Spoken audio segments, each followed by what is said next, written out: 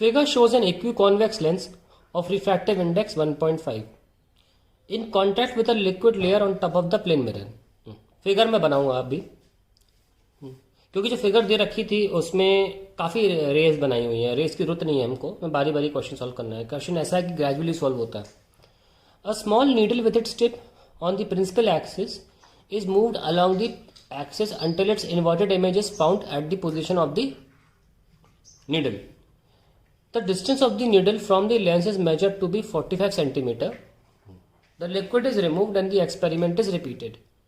The new distance is to be measured at 30 centimeter. What is the refractive index of liquid?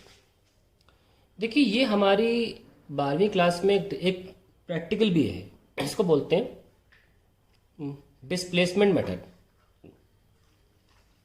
मतलब ये अलग चीज़ है, ये practical है। अब मैं जिस पे सवाल एक्चुअली जिस प्रिंसिपल पे सवाल आधारित है उसको डिस्प्लेसमेंट मेथड बोला जाता है। Displacement method to find the focal length of lens. Now हम सबको एक बात बहुत अच्छी तरह पता है कि फोकल लेंथ कैसे मिलती है। अगर दो पैरेलल रेज हैं और वो अगर एक लेंस पे इंसिडेंट हो तो वो मीट करती हैं फोकस पे, ये कॉन्सेप्ट सबको पता है। अब बात इतनी सी है, क्या पैरेलल रेस के लिए हमेशा आपको दूर से लानी पड़ेगी? पैरेलल रेस क्रिएट भी तो कर सकते हैं। कैसे क्रिएट कर सकते हैं? देखिए ना, हम चाहें तो एक मिरर के थ्रू पैरेलल रेस क्रिएट कर सकते हैं, है ना। एक मिरर है, मिरर पे अगर हम लाइट इंसिडेंट करें तो टक्कर, वो भी 90 डिग्री पे, ऐसे मिरर के ऊपर 90 डिग्री, या एंगल ऑफ इंसिडेंस को 0 बोलते हैं, तो वो वापस वैसी की वैसी भेज देगा और हमारी रेस जो है वो फोकस पे कन्वर्ज हो जाएंगी। तो पॉइंट इस डिस्प्लेसमेंट मेथड में क्या है?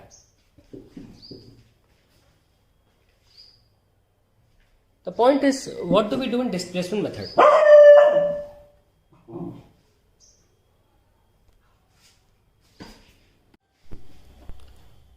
So we need to understand how we do it in displacement method. इसका कॉन्सेप्ट क्या है?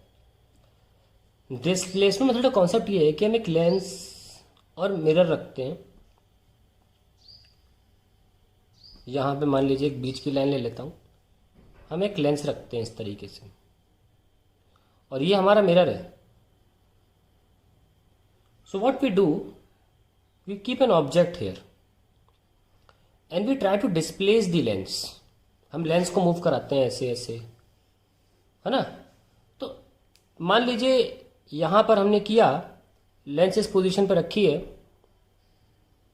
कि जब कन्वर्ज हुई लाइट, थोड़ी सी ऐसे हुई, ऐसे कन्वर्ज हो गई है ना, तो लाइट मिरर से टकरा के ऐसे आ जाएगी, यहां पे कहीं कुछ हो जाएगा। तो यानी कि लेंस अभी एक ऐसी पोजीशन पे नहीं रखी है जिससे कि लाइन ऐसे निकले। अगर हमें लेंस का फोकस पता होगा तो हम लेंस और ऑब्जेक्ट के बीच में वो डिस्टेंस रख देंगे, क्योंकि अगर ऑब्जेक्ट और लेंस के बीच में डिस्टेंस फोकल लेंथ के बराबर है तो लाइन तो पैरेलल ही निकलेगी ना। पर यही तो फाइंड करना है, डिस्प्लेसमेंट मेथड से ही तो फाइंड किया जाता है। हमको तो पता ही नहीं ना फोकल लेंथ। तो होगा क्या, नए पे समझाता हूं मैं आपको। होगा क्या कि हम लेंस को मूव कराते रहेंगे। मान लीजिए एक वक्त ऐसा आएगा जब लेंस एक ऐसे डिस्टेंस पर है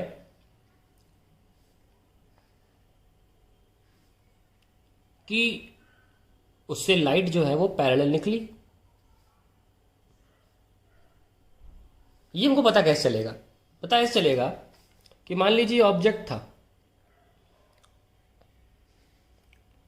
और इस ऑब्जेक्ट से लाइट ऐसे निकली, ऐसे पैरेलल निकली और 90 डिग्री पे हिट करी मिरर पे, तो ऑब्वियसली मिरर वैसे का वैसा रिफ्लेक्ट कर देगा। और अब ये रेज आके जब कन्वर्ज होंगी तो एक इन्वर्टेड इमेज बना देंगी। तो जब हमको इन्वर्टेड इमेज मिलेगी, होगी रियल इमेज है ना, रियल तो ऑब्जेक्ट से इन्वर्टेड होती है। तो जब हमको इन्वर्टेड इमेज मिलेगी तो हमको दिखेगी ना इन्वर्टेड इमेज स्क्रीन पर, तो सबूत होगा इस बात का, ओहो ये मिल गया, ये वो जगह है जहां पर हमको नाप लेना चाहिए, फोकल लेंथ मिल गया है। तो ये सबूत होगा इस बात का कि ऑब्जेक्ट से एग्जैक्टली इन्वर्टेड इमेज वहीं तभी मिलेगी जब ये हिट की होगी परपेंडिकुलर टू द मिरर, तो हमें इमेज मिल जाएगी। तो देखिए यहां पे क्या लिखा है, a small needle with its tip on the principal axis is moved along the axis. इन लोगों ने क्या किया है, लेंस को फिक्स रखा है, ऑब्जेक्ट को मूव कराया, बात तो एक ही है ना। आप चाहो लेंस को फिक्स रख लो और ऑब्जेक्ट को मूव करा लो, चाहे ऑब्जेक्ट को फिक्स रखो लेंस को मूव करा लो, उससे क्या फर्क पड़ता है। A small needle with its tip on the principal axis is moved along the axis, ऐसे टिप को ऐसे ऐसे मूव करा रहे हैं, until its inverted image is found at the position of needle. देखा, जब तक कि एक इन्वर्टेड इमेज ना मिल जाए जहां पर नीडल है, तब तक आप मूव कराते रहो, क्योंकि उस जगह पर हमें जो भी मिल रहा है लेंस और ऑब्जेक्ट के बीच में दूरी, वो focal length of the lens है। ठीक है ना।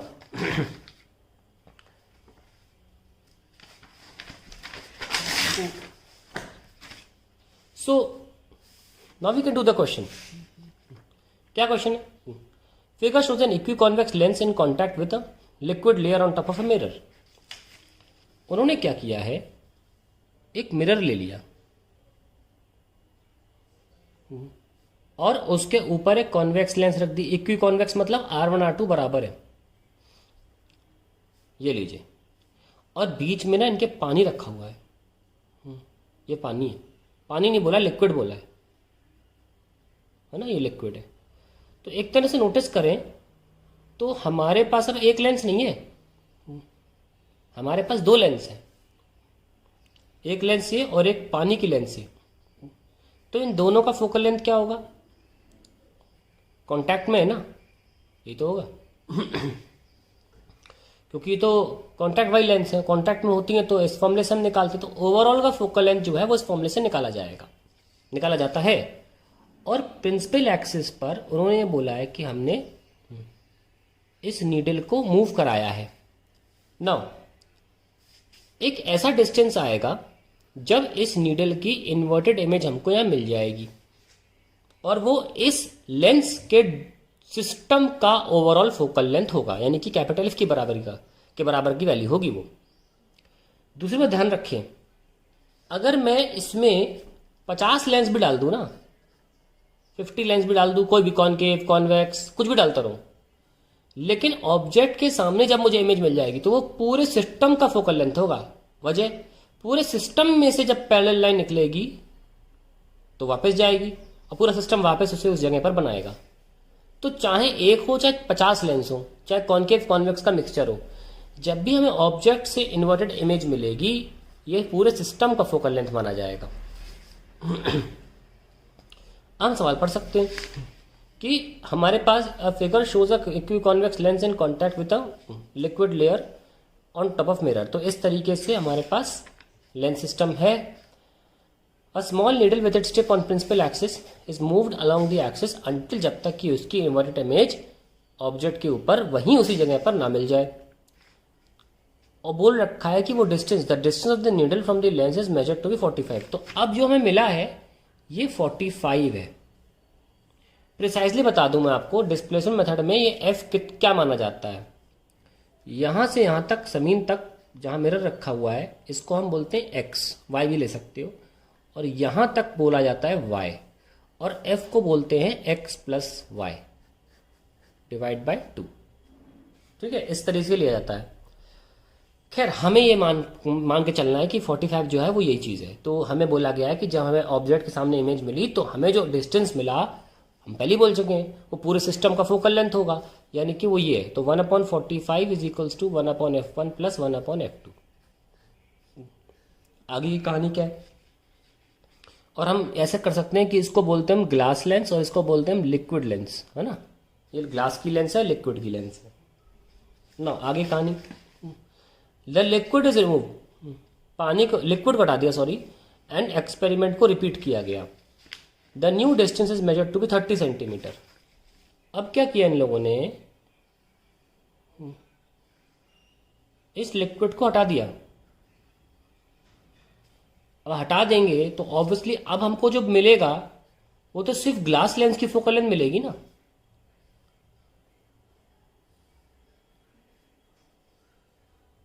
अब हमको जो मिलेगा वो तो ग्लास लेंस की फोकल लेंथ मिलेगी। तो उन्होंने हिडन तरीके से ये जानने के लिए कि आपको डिस्प्लेसमेंट मेथड की जानकारी है, उन्होंने एफ जी दे रखा है 30 सेंटीमीटर। तो this line it self is telling 30 centimetre. The lens is removed and the experiment is repeated, the new distance 30 centimetre. ये एफ जी है, क्योंकि इस तरीके से जब आपको ऑब्जेक्ट के सामने इमेज मिलती है इन्वर्टेड तो उसको फोकल लेंथ बोला जाता है। और अब पानी भी तो नहीं है, तो हमको जो मिल रहा है वो केवल और केवल ग्लास लेंस का है। और हमको फाइनल क्वेश्चन में बोला गया है to find the refractive index of liquid. तो अब इस फॉर्मूले में लगा दें 45 is 1/30 is 1 plus 1/f liquid. So 1/45 minus 1/30 is 1/f liquid. 30 minus 45/135 1/fl। So fl is equal to minus का 1350 अपॉन माइनस का 15 विल गेट -90। सो हमको इस लिक्विड लेंस की फोकल लेंथ मिल गई। जरा नोटिस करो, इस लिक्विड लेंस को, सिर्फ लिक्विड लेंस को अलग से बना लो, ये ऐसी है ना, ये ऐसी लेंस है लिक्विड लेंस। और इसके में आंसर माइनस तो आना ही था क्योंकि कॉनकेव का माइनस होता है। अब हमको निकालना क्या है, इस लिक्विड का रिफ्रैक्टिव इंडेक्स। हमको पता है फोकल लेंथ को रिफ्रैक्टिव इंडेक्स से कौन जोड़ता है, लेंस मेकर फॉर्मूला। सो म्यू -1 1/r1 माइनस 1/r2। बहुत ध्यान से देखें, हमें ये पता है -90, हमको ये निकालना है। और 1/r1 object facing concave, sorry यहाँ पे ले लिया है अलग से, object facing concave surface -r1 minus object infinity होगा इसका फ्लैट सरफेस का infinity. Okay, so we have -1/90 is mu -1 minus r1, तो ये कैंसिल हो गया। So mu -1 is equals to r1 into 1/90।